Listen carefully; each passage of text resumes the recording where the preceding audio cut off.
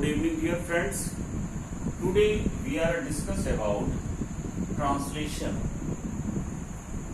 Translation जो process है इसमें आपका mRNA से प्रोटीन का निर्माण होता है। तो according to central dogma DNA से बनता है mRNA by the process of transcription. ये आपका जो प्रोसेस होता है ये सेल के न्यूक्लियस में होता है। उसके बाद mRNA से प्रोटीन बनता है bye the process of translation. ये प्रोसेस होता है सेल के साइटोप्लाज्म में। तो डीएनए से जब mRNA न्यूक्लियस में बन जाता है तो ये न्यूक्लियर पोर के थ्रू बाहर आकर के जो साइटोप्लाज्म है सेल का वहां पर प्रोटीन का फॉर्मेशन करता है bye the process of translation. तो जो ट्रांसलेशन प्रोसेस के लिए जो बेसिक मटेरियल्स रिक्वायर्ड होता है, जरूरी होता है, वो आपका पहला होता है आपका mRNA।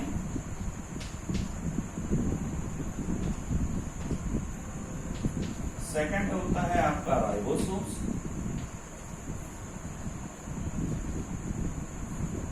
थर्ड होता है आपका tRNA, messenger RNA, ribosomes and tRNA. Ribosomes जो होता है इसकी 2 सब यूनिट्स होती हैं। एक सब यूनिट्स लार्ज होती है यानी लार्जर सब यूनिट्स होती है और दूसरी स्मॉल सब यूनिट। अब आते हैं प्रोसेस पे। ये है आपका एक mRNA 5 prime to 3 prime end इस पे इसके सारे नाइट्रोजनस बेस लगे हुए हैं। अब ये आपका इसका प्रिपरेशन हुआ था सेल के न्यूक्लियस में, न्यूक्लियर पोर के थ्रू आ गया ये साइटोप्लाज्म में। तो ये साइटोप्लाज्म में है इस समय। जब प्रोटीन सिंथेसिस का फॉर्मेशन करना होता है उस समय जो आपका राइबोसोम्स है जिसकी 2 सब यूनिट्स हैं, लार्जर सब यूनिट्स और स्मॉलर सब यूनिट्स। तो इसमें से जो स्मॉल सब यूनिट्स है वो आकर के इस पर अटैच होती है। ये आपका जो पूरा स्ट्रक्चर है ये राइबोसोम्स है। इसमें इसकी 2 सब यूनिट्स हैं। ये ऊपर वाली ये जो है ये लार्जर सब यूनिट्स और नीचे वाली जो ये है स्मॉलर सब यूनिट्स। 2 सब यूनिट्स के कॉम्बिनेशन से ही जैसे आपका 80S राइबोसोम्स है तो 60S एंड 40S। अब सबसे पहले जो स्मॉलर सब यूनिट्स है वो आकर के mRNA से अटैच हो जाती है। उसके बाद जो हमारा टीआरएनए है, ट्रांसफर आरएनए, ये साइटोप्लाज्म से डिफरेंट टाइप्स के अमीनो एसिड्स को कंबाइन करता हुआ लाता है और ये आकर के इस पे अटैच होता है। ठीक उसी समय जो आपका लार्जर सब यूनिट्स है राइबोसोम से वो भी अटैच हो जाती है और जो प्रोसेस है आपका प्रोटीन सिंथेसिस का वो स्टार्ट हो जाता है। इसमें एक बात ध्यान देने योग्य ये है कि जो आपका लार्जर सब यूनिट्स स्मॉलर सब यूनिट से जब अटैच होती है by the help of magnesium ion, तो ये जो एसोसिएशन है आपका स्मॉलर सब यूनिट्स का लार्जर सब यूनिट्स के साथ ये केवल आपका प्रोटीन सिंथेसिस के समय ही होता है। उसके बाद जैसे ही ये प्रोसेस खत्म हो जाता है ये दोनों सब यूनिट्स अलग अलग हो जाते हैं।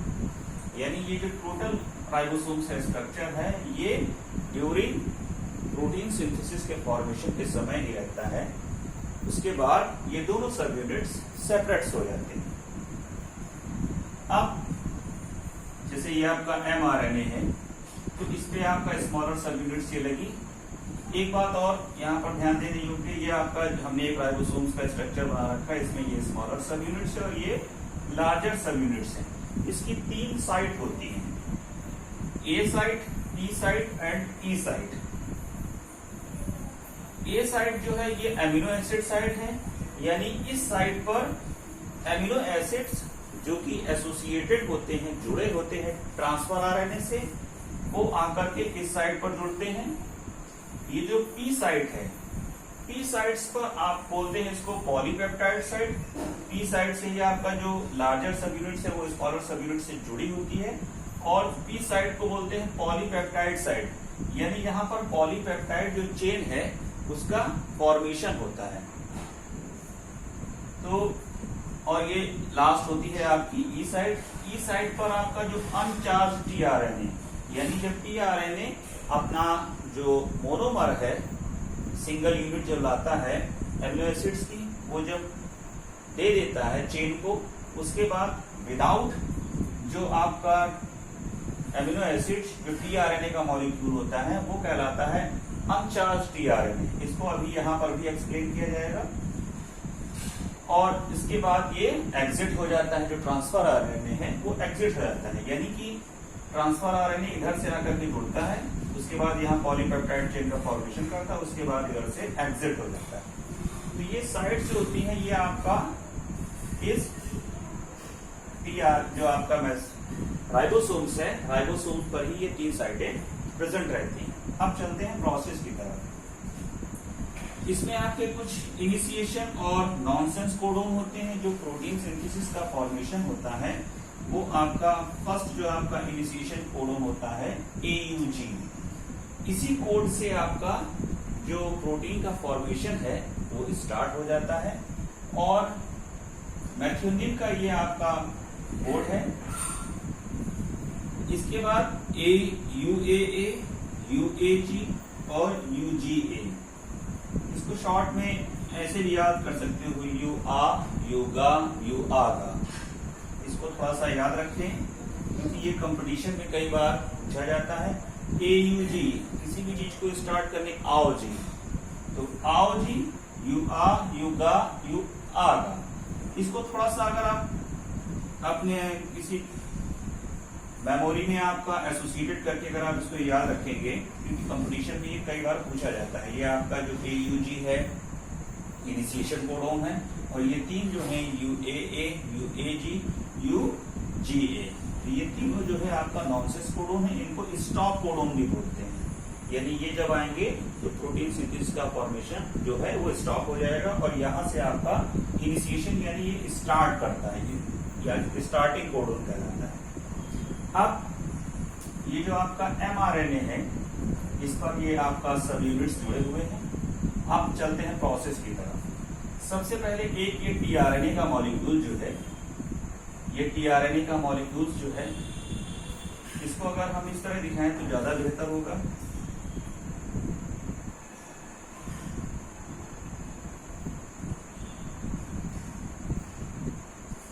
ये एक टीआरएनए का मॉलिक्यूल है।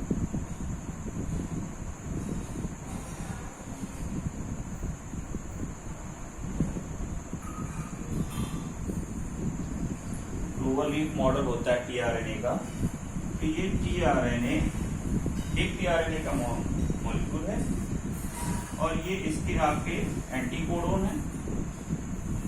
अब ये जो टीआरएनए मॉलिक्यूल है ये एक सिंगल एमिनो एसिड्स को बाइंड करके ला रहा है, यानी इस पे एक सिंगल एमिनो एसिड्स लगी हुई है।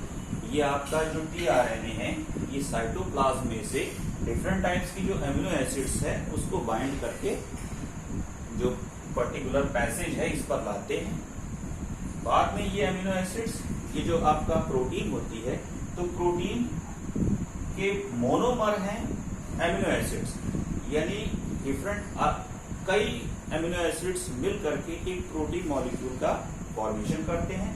तो ये आपका जो एमिनो एसिड्स हैं ये मोनोमर्स हैं।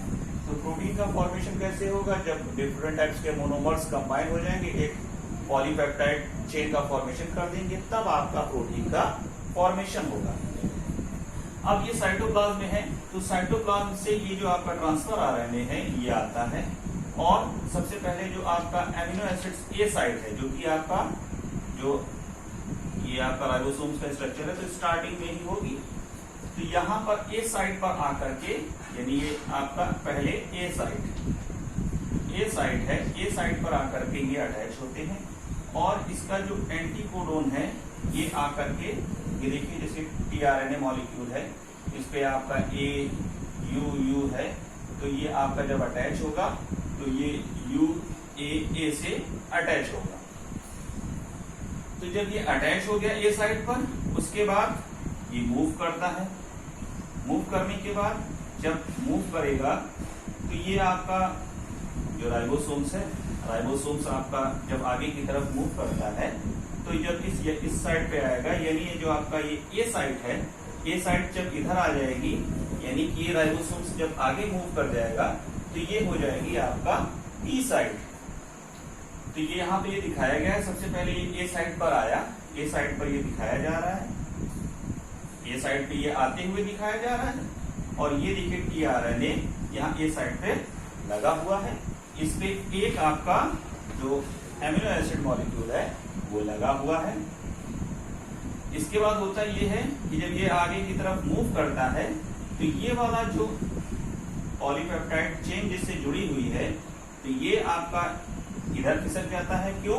क्योंकि ये पॉलीपेप्टाइड चेन बाद में इससे अटैच हो जाती है। इससे होता ये है कि ये केवल फ्री मॉलिक्यूल हो जाता है, यानी ये केवल इतना पार्ट रह जाता है जो कि आपका पी साइड से खिसक करके ई साइड पे आ जाता है और यहां से ये बाहर चला जाता है। अब जब ये इधर से आया, इस पे एक सिंगल मॉलिक्यूल था, ये मॉलिक्यूल अटैच हो जाता है इसके साथ, पॉलीपेप्टाइड चेन के साथ। जैसे जब स्टार्टिंग होगी तो स्टार्टिंग में आपका ये सिंगल मॉलिक्यूल रहेगा, जब ये आगे आएगा तो ये केवल यहीं पर रहेगा और ये एग्जिट होकर के बाहर आ जाएगा। जो इसके पीछे ट्रांसफर आरएनए हैं वो जब आएगा तो वो अपना अमीनो एसिड्स इसके साथ कंबाइन कर देगा। तो इससे ये होगा कि पहले 1, फिर उसके नीचे एक और आके जुड़ेगा 2, 3, 4, इस तरह ये आपका एक पॉलीपेप्टाइड चेन का फॉर्मेशन होता चला जाता है। ट्रांसफर आरएनए ये साइड पर आकर के जुड़ता है, जब राइबोसोम्स मूव करता है तो ये पहुंच जाता है, ट्रांसफर आरएनए आपका आ जाता है पी साइड पे, पी साइड पे अपना ये पॉलीपेप्टाइड चेन के साथ अटैच हो जाता है। उसके बाद ये पहुंच जाता है ई साइड पे, जब ई साइड पे आगे आता है तो ये पॉलीपेप्टाइड चेन अपनी पी साइड पर उपस्थित जो आपका टीआरएनए है उसको दे देता है, और ये आपका जो ई साइड पर ये जो आपका खिसक के आता है तो ये इसमें से आपका ये देखिए यहाँ पर टीआरएनए दिखाया गया है। इस टीआरएनए का जो आपका अमीनो एसिड है वो कंबाइन हो चुका है, तो ये केवल आपका टीआरएनए मॉलिक्यूल बचा हुआ है। तो ये कहलाता है अनचार्ज टीआरएनए।